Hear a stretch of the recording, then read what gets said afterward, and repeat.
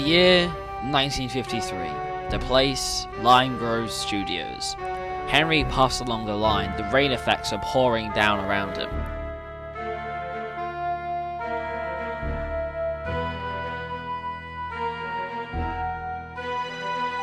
Up ahead are a set of points which have been diverted to the side and destined to make the engine derail.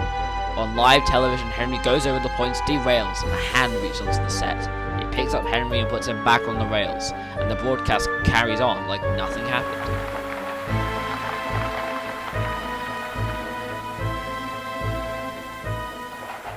To casual Thomas fans, this story won't sound familiar to you. However, to those deeply invested, you may know exactly what I'm talking about.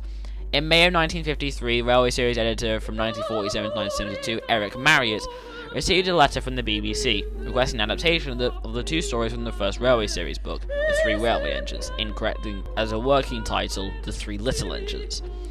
They were to broadcast on June 14th and June 28th in the Children's Hour on an undisclosed channel, most likely BBC One.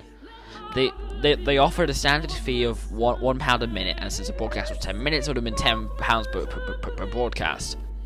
The first one they would adapt would be the sad story of Henry, being narrated by Julia Lang, and the backgrounds resemble that of Dolby's illustrations to be filmed, like the current TV show, with model locomotives, live.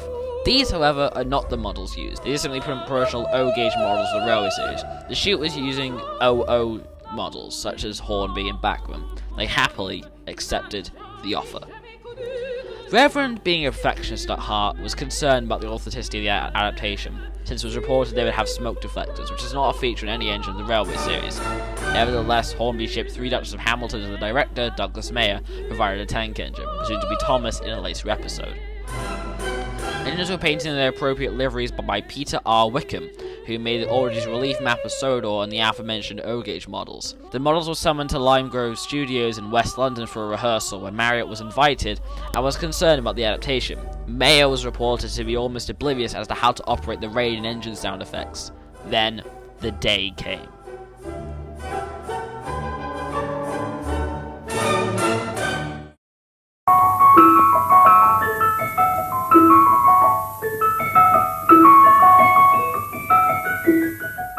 On June 14th, 1953, thousands, perhaps millions of families gathered around the television for the Children's Hour on BBC to see the books they had been reading about a decade prior brought to the screen for the first time. What was seen in the broadcast is only described by eyewitnesses, including Audrey.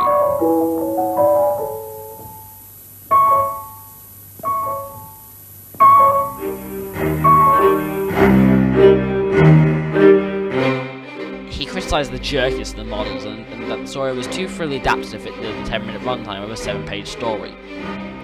He was also angry that James was allowed into production as he hadn't arrived in Sodor yet. During the broadcast, the infamous mistake happened that the Reverend referred to as described as an elementary mistake, referring to that of a mistake of a child in primary or elementary school. One of the points was set correctly and caused an engine, presumed to be Henry, to derail, and a hand reached onto the set and put him back on the rails like nothing happened. Marriott also remembers the incident. In less than 2 weeks, the incident in the broadcast was all over newspapers across the nation. Here is a quote from the Daily Herald. "What a way to run a railway. The BBC has received an ultimatum from the Reverend Wilbur Tawdry, 42-year-old vicar of Emneth, Norfolk, and the creator of the Three Railway Engines series in children's TV. Mr. Audrey complains that last time the adventures of the locomotives James and Henry were screened on June 14th, things went wrong. Operating a model is a very skilled job, said Mr. Audrey. Unless he gets guarantee that such a mishap as not switching points will be avoided. There will be no adventure next Sunday.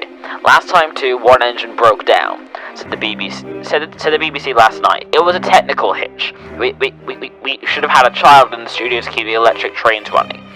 Time of the adventure that went off the rails, the sad story of Henry."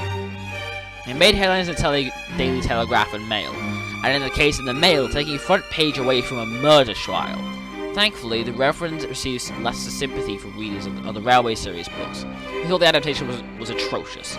The complaints from audiences and Audrey led to the delay and eventual cancellation of the episode.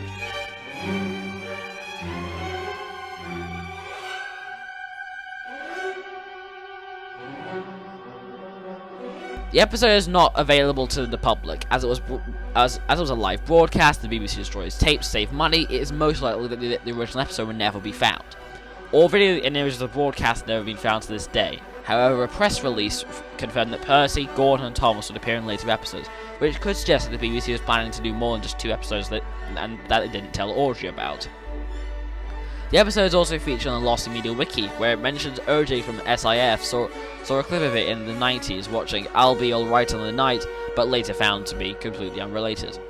It is a shame that we'll never find this adaptation of the sad story of Henry, but I recommend you watch the video I used for the clips in this video by Soros NWR Steam. It makes quality, underrated content which you should check out after this video is over. I hope you did enjoy this video. It was so much fun to make, and I hope it was fun for you to watch. Thank you for watching, and I'll see you next time.